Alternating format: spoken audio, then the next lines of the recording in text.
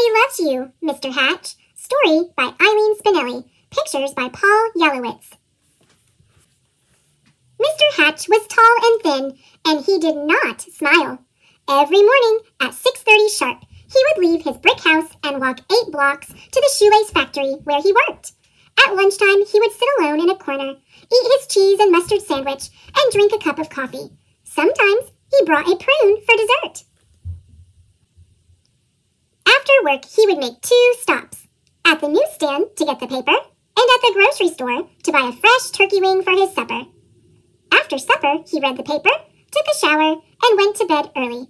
He keeps to himself. That is what everyone said about Mr. Hatch. One Saturday, when Mr. Hatch stepped onto the porch with his dustpan and broom, he got a surprise. A package wrapped in brown paper. He had never spoken to the postman before. "Thank you, Mr. Goober," he said. Mr. Goober smiled. "You're welcome! I always enjoy delivering packages." Mr. Hatch tore the brown paper off. Inside was a white box, which he opened to find another box. This one was heart-shaped, all satiny red and a pink bow on top. It was filled with candy.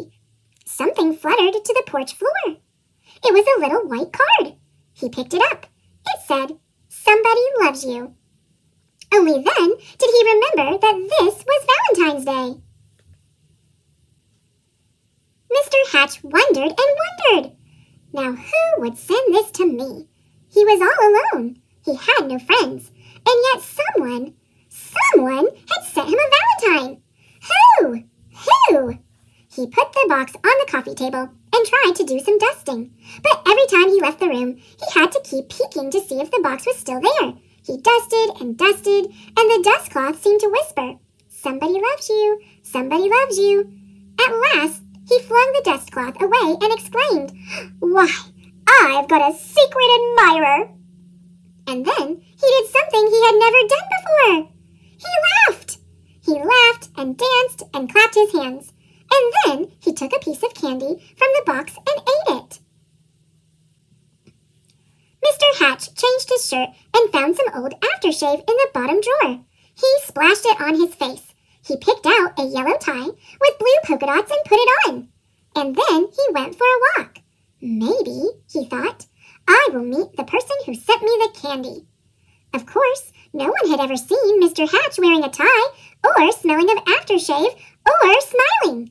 So he got a lot of attention. Mrs. Weed tripped over her dog. Mr. Dunwoody nearly fell off his ladder. And little Tina Finn spilled all the toys out of her wagon. Mr. Hatch waved hello to them all. On Monday, it was back to work. At lunchtime, Mr. Hatch sat in the middle of the cafeteria. He spoke to everyone and passed out chocolates from his heart box. On the way home, as usual, he stopped at the newsstand. Mr. Smith handed him the usual newspaper. "I think I'll have a pack of mints," said Mr. Hatch, not as usual. Mr. Smith was shocked. "Was that you speaking, Mr. Hatch?" "Indeed it was," said Mr. Hatch. "I said I would also like a pack of mints. And if you don't mind me saying so, Mr. Smith, you don't look very well today." Mr. Smith recovered from his shock to reply, "You're right.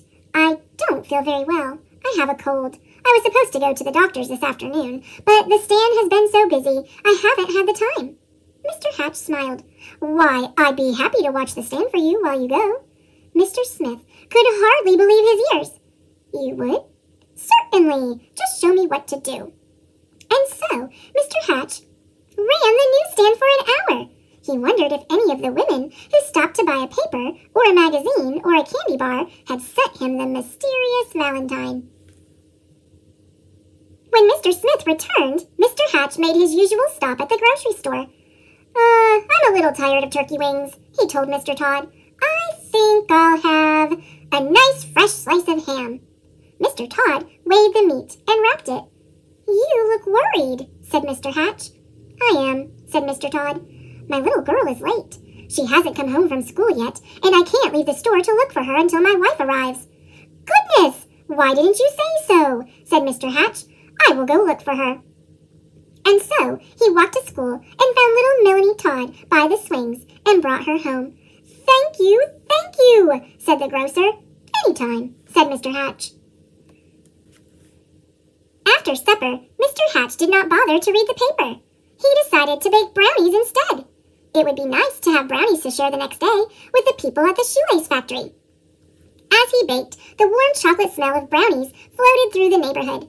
Children gathered round Mr. Hatch's house, sniffing the air. Well, I suppose the factory can wait, said Mr. Hatch, as he looked out the window. And he brought out 2 platefuls. Now, what are brownies without lemonade? He said, and he stirred up a nice cold pitcher.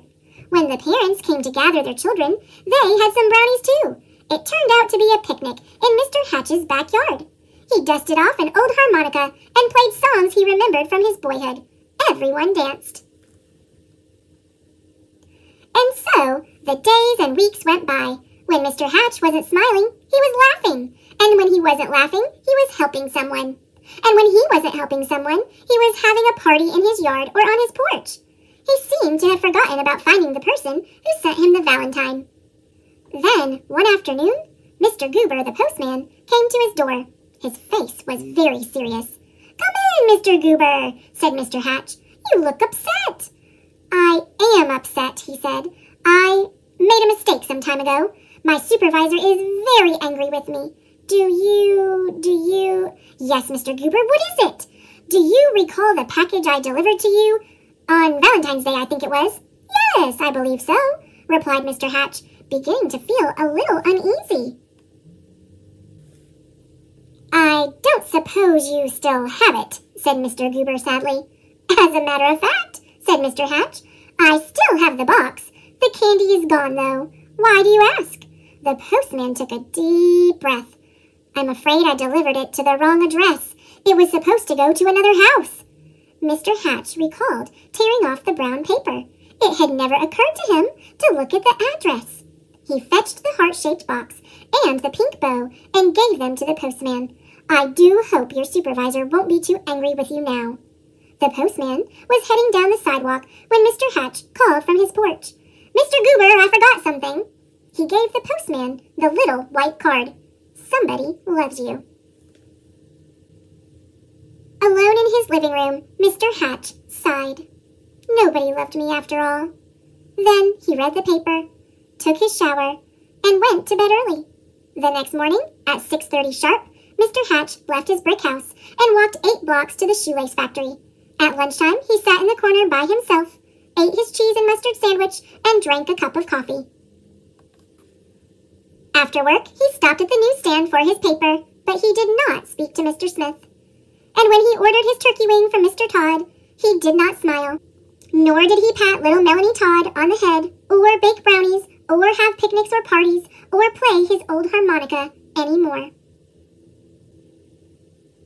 Everyone whispered, "What is wrong with Mr. Hatch?" Mr. Goober, the postman, told them. "We love Mr. Hatch," insisted Mr. and Mrs. Dunwoody. "He gave us flowers for our garden.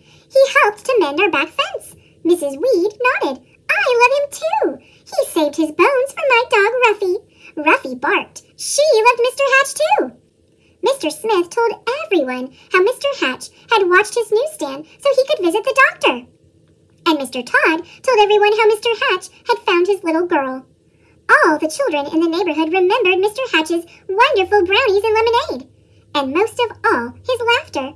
"Poor Mr. Hatch," they said. "What can we do?" Then Mr. Goober announced, "I have an idea." On Saturday morning, Mr. Hatch woke to a bright and sunny day. He put on his old overalls and went out to the porch with his dustpan and broom. He couldn't believe his eyes. All over the porch were red and white hearts and pink bows. There were boxes of candy on the chairs and yellow streamers flowing from the ceiling. And sticking up out of his mailbox was a shining silver harmonica. The front yard was filled with people. Happy, smiling people. They were holding up a huge sign with hand-painted letters. It said, "Everybody loves Mr. Hatch." Mr. Hatch dabbed at a tear with his handkerchief.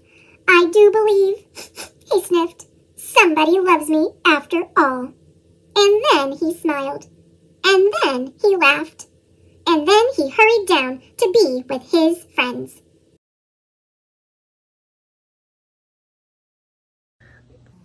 Thanks for watching. Click subscribe.